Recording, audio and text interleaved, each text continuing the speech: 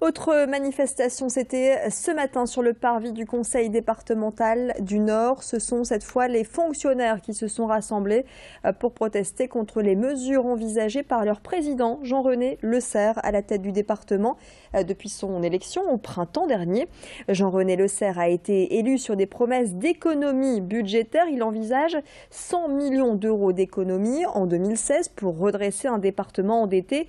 Alors les syndicats dénoncent les répercussions sur la masse salariale, une baisse de 8% des effectifs, pas de remplacement des CDD, ce qui veut dire moins de personnel dans les collèges, les services sociaux et les services culturels pour le syndicat Sud Solidaire. Précision au micro de Xavier Siby. Toute cette politique qui se met en place, c'est une politique d'austérité qui vise vraiment à altérer et à réduire à néant le service public départemental.